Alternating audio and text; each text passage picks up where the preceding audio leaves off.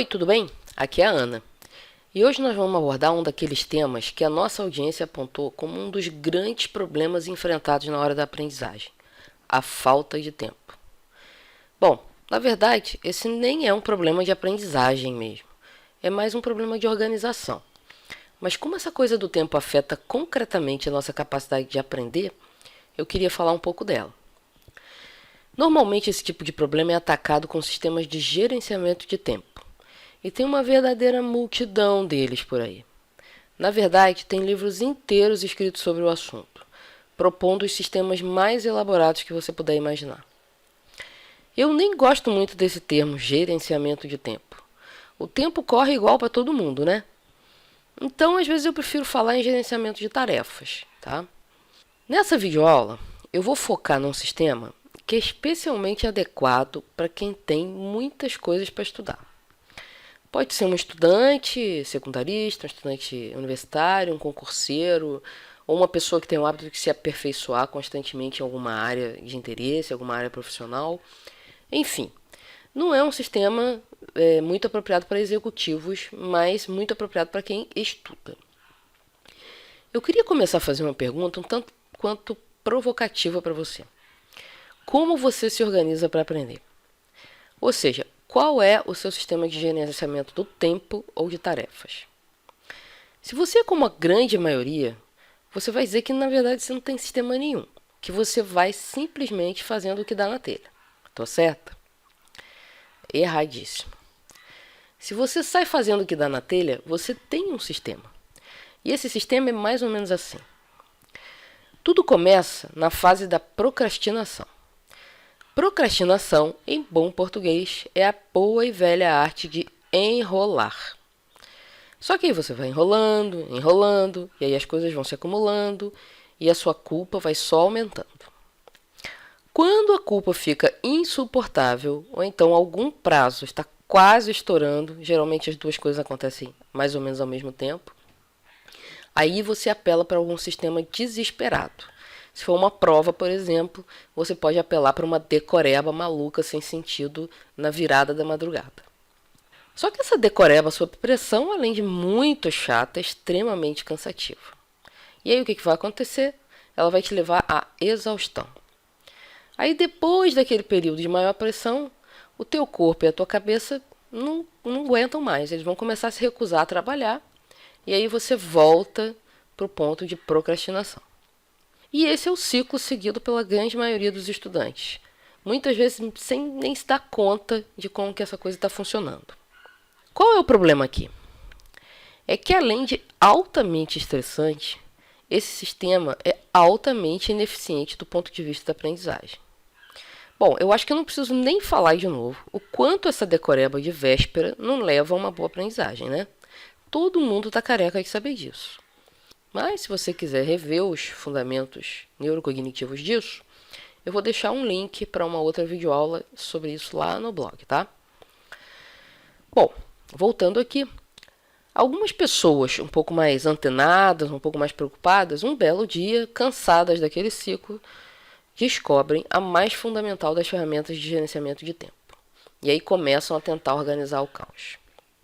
Essa ferramenta é a famosa lista de tarefas, ou to-do list, para os mais descolados.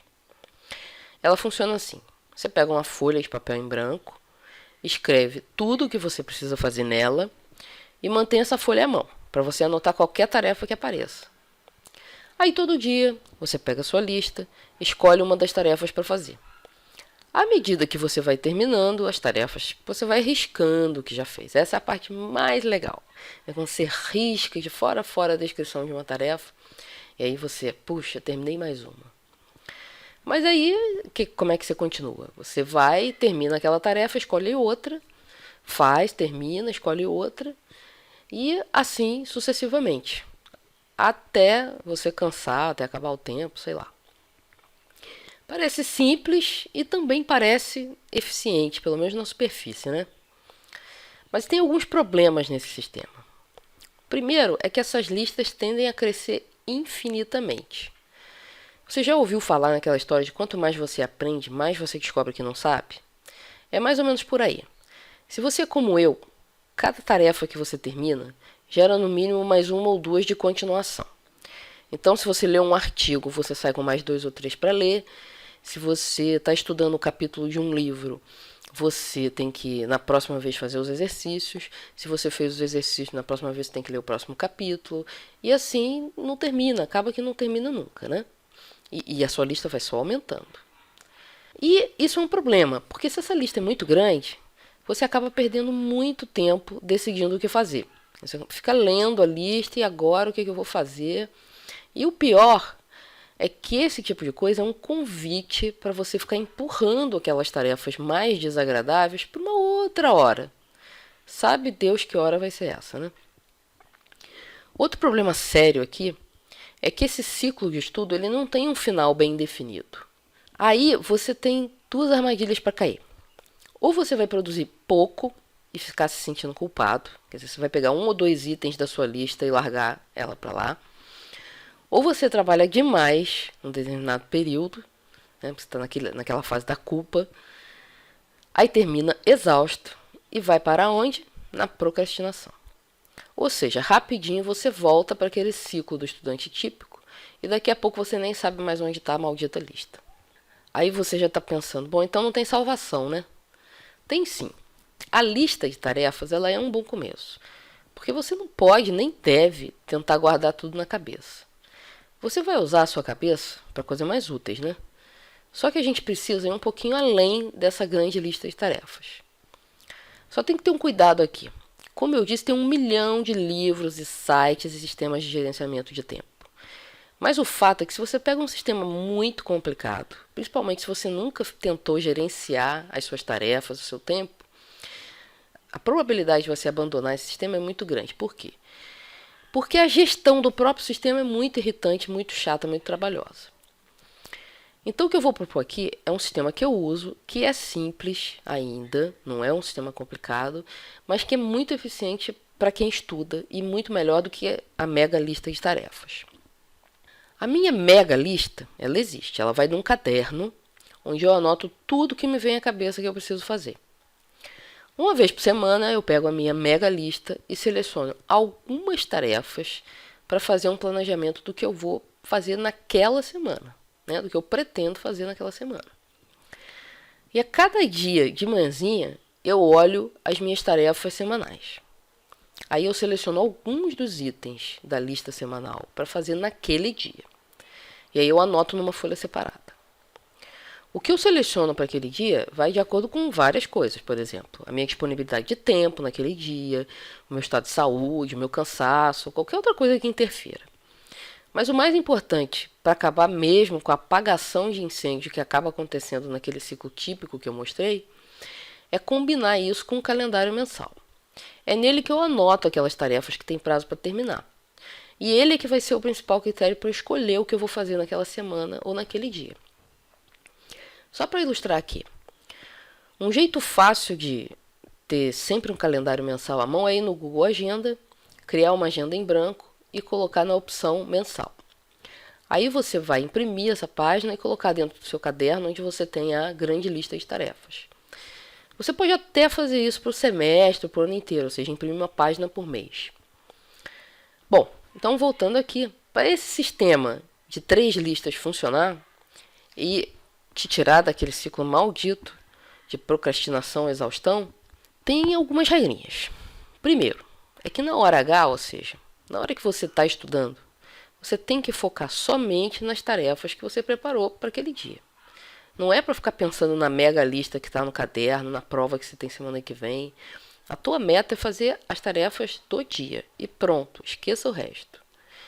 E isso também quer dizer que quando a lista de tarefas do dia acabar, você para de estudar e vai fazer outra coisa. Isso mesmo, para de estudar. Mas por quê? O ideal não é produzir o máximo a cada dia? Não, de jeito nenhum. Porque você não é um super-humano e precisa descansar e ter momentos de lazer. E também porque você precisa comer, ir no supermercado, lavar a louça, enfim, você tem uma vida para viver. Então, a ideia não é você só estudar, estudar, estudar. É você usar o tempo de uma forma mais inteligente, de forma que você estude o suficiente, mas também tem uma vida normal. Outra dúvida comum que aparece é a seguinte: o que entra na lista? Bom, eu costumo colocar qualquer tarefa de aprendizagem, de trabalho e também aquelas tarefas burocráticas que não são regulares.